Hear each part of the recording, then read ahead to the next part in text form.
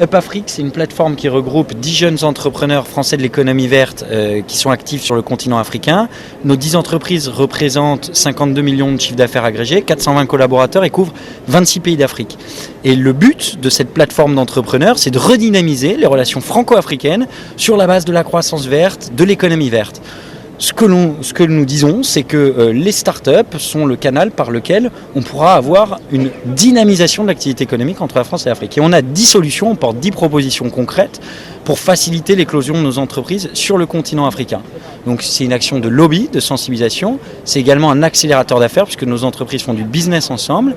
Et puis, évidemment, on a la vocation à être un portail de l'offre française innovante en Afrique. Et qu'est-ce que vous faites concrètement Alors concrètement, on a 10 entreprises, donc c'est autant d'activités que d'entreprises.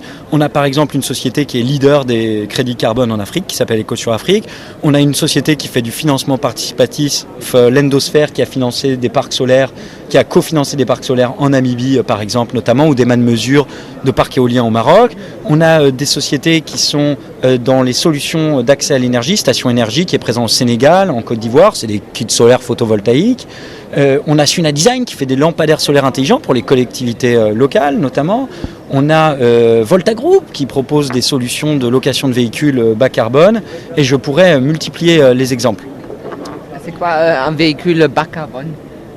Alors un véhicule bas carbone, c'est une voiture pour lesquelles les consommations d'essence sont compensées par des crédits carbone. Donc on calcule les émissions CO2 des voitures et ensuite on fait une compensation en achetant des crédits carbone qui sont des tonnes CO2 évitées par des projets dans des pays africains. Alors, qu'est-ce que vous pensez justement de la compensation écologique de tout ce système ? Alors, en fait, la compensation, il faut bien comprendre que c'est un système pour financer les technologies vertes en Afrique. C'est une solution pour financer les technologies vertes en Afrique. Vous avez des groupes dans l'espace européen qui achètent des crédits de carbone, qui sont générés par des projets africains qui réduisent les émissions de gaz à effet de serre, des projets d'énergie renouvelable, d'efficacité énergétique, de traitement des déchets. Et en fait, ces porteurs de projets africains enregistrent leurs projets auprès de l'ONU, reçoivent des crédits de carbone et les monétisent, les valorisent, les commercialisent auprès d'entités qui sont situées dans l'espace européen. Alors, mais il y a des gens qui disent que ce système de compensation encourage les pollueurs à continuer à polluer parce qu'ils peuvent polluer en achetant des crédits carbone. Alors, en fait, c'est une mauvaise compréhension du système parce que les industriels européens ont des plafonds d'émissions, donc ils doivent réduire leurs émissions. Mais vous avez certains industriels pour lesquels c'est plus simple que pour d'autres. Donc, le protocole de Kyoto a prévu des mécanismes dits de marché de flexibilité qui permet à certains industriels de recourir au crédit carbone pour une part limitée de leurs obligations. Et une tonne réduite à Dakar, c'est exactement la même chose qu'une tonne de CO2 réduite à Paris, puisque c'est un phénomène global. Et en plus, ça vise à booster, à renforcer le transfert de technologies propres dans les pays du Sud. Alors, est-ce que vous croyez aux technologies propres ? Parce que même pour les panneaux photovoltaïques, il faut des terres rares et tout ça, c'est pas infini, on ne peut pas recycler à l'infini. Mais ce n'est pas une question de croire ou pas aux technologies propres. Les technologies propres, c'est factuel. Il y a un certain nombre de technologies qui sont aujourd'hui à la disposition des porteurs de projets et dont les coûts ont beaucoup diminué. Je pense notamment par exemple au projet solaire, à la technologie solaire, où les coûts ont été diminués par 5, par 10. Je ne pourrais même pas vous dire précisément quel est le coût aujourd'hui du kilowattheure solaire installé, mais il est très compétitif par rapport à l'énergie fossile. Donc ce n'est pas une question de croyance, c'est factuel. Et il faut utiliser les technologies vertes pour avoir un saut technologique en Afrique. Et d'ailleurs, l'innovation viendra d'Afrique. L'innovation des modèles économiques vient déjà d'Afrique. On parle très souvent du mobile money, mais les applications que le mobile money, le paiement entre téléphones portables permet, sont absolument extraordinaires. Ça permet de louer des équipements verts comme des kits solaires photovoltaïques et d'être repayés par exemple tous les mois par des virements qui sont effectués par téléphone portable. Donc l'innovation des modèles économiques vient d'Afrique. Mais ce qui est un fait aussi, c'est que pour faire des panneaux photovoltaïques, il faut des terres rares et qu'il y en a un nombre limité sur la planète. Oui, mais vous savez, il y a toujours un arbitrage, il y a toujours des aspects positifs et négatifs dans chaque projet. Vous me dites que maintenant les panneaux solaires, il faut des terres, mais moi je vais vous répondre, ok, qu'est-ce que vous faites au Sénégal ? Aujourd'hui, ils ont du charbon. Alors, qu'est-ce que vous préférez, qu'on prenne des terres, qu'on fasse des panneaux solaires ou qu'on utilise du charbon qui vient d'Afrique du Sud, qui coûte $90, qui a une balance des paiements des États, c'est une catastrophe. Donc il faut faire des choix dans la vie. Et tous les choix, il n'y a pas que des avantages, il y a aussi des inconvénients. Et je pense que dans le moindre mal, le solaire, mais il n'y a pas que le solaire, il y a l'hydroélectricité, il y a la valorisation des déchets agro-industriels, il y a la biomasse, il y a beaucoup de choses. Je pense qu'il y a des solutions aujourd'hui qui présentent quand même des avantages et qui sont à disposition des porteurs de projets africains, les entreprises privées, les collectivités locales. Et il faut les utiliser. D'accord, alors pour vous, c'est ça la croissance verte, quoi.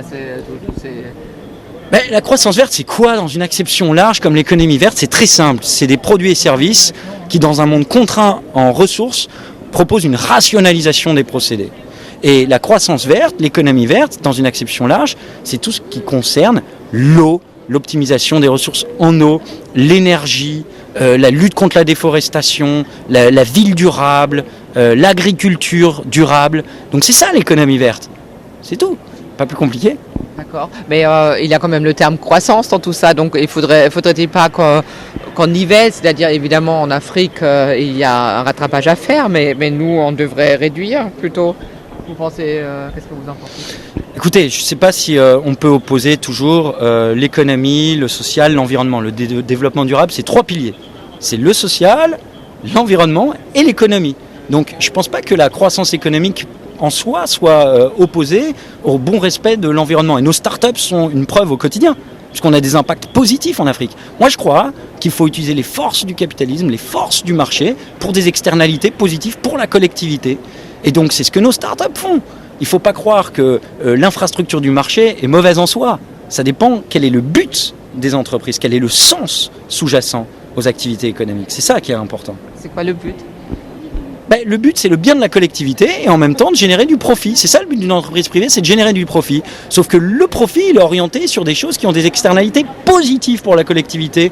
Lorsque vous faites du financement participatif et que vous permettez, par exemple, comme l'Endosphère, aux riverains de participer au financement d'un projet, de recevoir des taux d'intérêt, donc d'être partie prenante, vous faites quelque chose qui a une utilité pour la collectivité. Et en même temps, c'est une plateforme qui a évidemment une commission et qui en vit.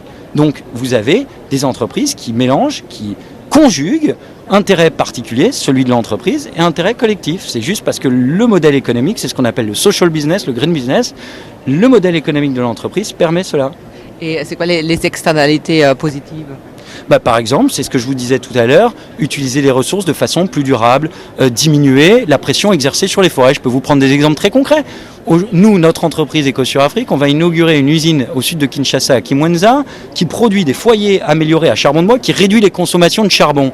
Bon, le charbon de bois, c'est une des principales causes de la déforestation dans beaucoup de pays d'Afrique. Vous savez qu'en RDC, peut-être 80% de l'énergie consommée, c'est de l'énergie primaire. Donc, lorsqu'on propose aux populations des fours de cuisson domestiques qui réduisent la consommation de charbon, c'est moins de pression exercée sur les forêts, c'est moins d'émissions de CO2, c'est plus de pouvoir d'achat, c'est une réduction du temps de cuisson et une réduction des inhalations de fumée qui provoquent des cancers. Alors, donc rappelez-moi, vous êtes donc une sorte d'association de start-up ou c'est quoi votre... le Up Afrique? On n'est pas une association. On est une plateforme qui regroupe 10 startups françaises qui travaillent en Afrique dans l'économie verte. Le trait commun de toutes nos entreprises, c'est la croyance que la croissance verte est un facteur de redynamisation des relations franco-africaines. C'est notre but, faire émerger une offre française en Afrique. Structurée dans la compétition mondiale, on a besoin d'être unis et on a besoin de faire émerger une offre française. Alors votre nom? Fabrice Le Sachet, je suis le président fondateur d'EcoSur Afrique et un membre fondateur évidemment d'Up Afrique.